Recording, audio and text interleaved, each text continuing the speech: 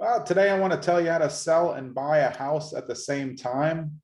It's not easy, especially not in these hot markets. So I'm going to give you some tips on the best way to do it, but it's not really as easy as you thought. Again, my name is Jonathan Green. I run a team called Streamlined Properties On-Market. We're brokered by eXp Realty. I have dealt with this issue a lot over the years, and there's a couple different things that you can do that can really help. But again, it depends on how you can do it. So your ideal option is you can sell your house and you have a place to go in the meantime while you then go buy a house. I'll explain why this is so important later, but really your number one option is to just make sure you sell your house. You pack, you're ready to go, and you have an interim plan that's temporary. Maybe it's a parent's house or an Airbnb, which I highly recommend. I love that idea because it's already furnished, and then you can get a pod and put all of your stuff in a pod.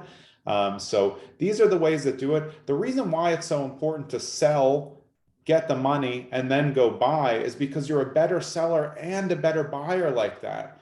It's very, very difficult. I mean, even in this hot market, to get top value for your home if you're selling with a contingency. So a home sale contingency is you put your house on the market as a seller, but you tell all the buyers, this is contingent on me finding a new house.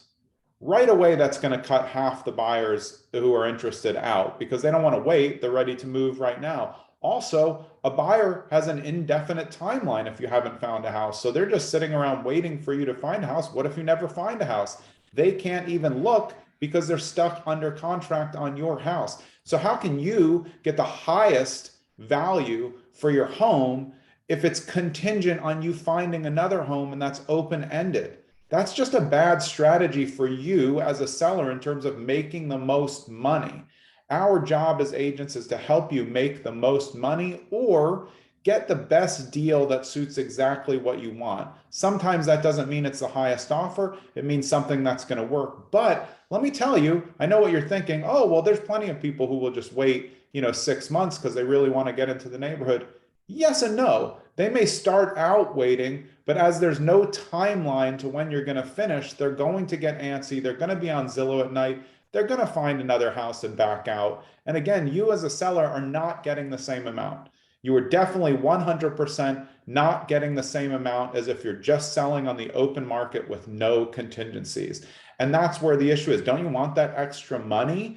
Can't you figure out something in the middle that will work? Again, Airbnb is a great option. You can do it month long, 2 months, try to set that in advance, and then take the time and go look. What you do is you pack your whole house, you call up pods, not advertising pods, but they have the best program. You put all the furniture and boxes in pods, they take it to their warehouse. You go to an Airbnb, which has all furnished, has laundry, has a kitchen. You relax, you look around in the towns that you really like, and then when you find a place and close, Pods just delivers the pod and you unload the furniture. That's our number 2 option, or really number 1.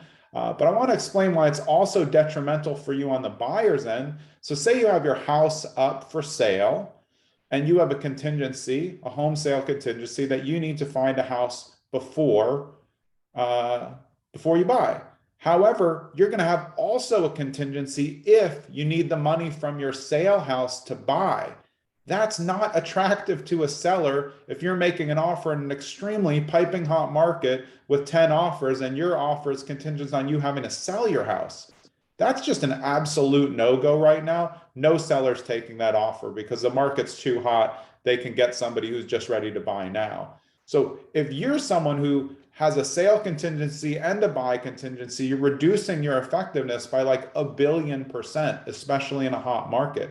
Imagine the difference if you take the time, you sell your house, you get all that money, you get the highest price, then you move to an Airbnb or like a short-term rental that's furnished, all your stuff's away, it's all packed, you bring your suitcases, it's kind of like a vacation.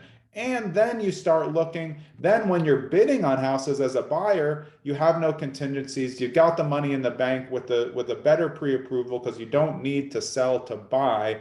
That is how you sell and buy a home at the same time. You don't do it at the same time because it's almost impossible, even if everything matched up and you didn't need the money to sell, to close on the same day anymore. It's just so difficult. I've definitely done it multiple times in the past, but with the way things work, and lenders qualifications, just matching that up is very, very hard to do. So the best way to sell and buy a house at the same time is not to do it. Does that make sense? Because you're reducing the amount of money that you're going to get. And honestly, for someone to accept your contingent offer, I don't know why they would as a buyer. A seller has so many options right now. They're definitely going to just take someone who has something ready to close. I hope this has been informative. Again, there's lots of information on our YouTube channel here in the understanding real estate part. This is one of them, how to buy and sell a home at the same time. If you have questions about this, put them in the comments and I'm happy to get back and answer it. Hope this has been helpful. Again, there's lots of other ways to do this. This is our best recommendation in these markets.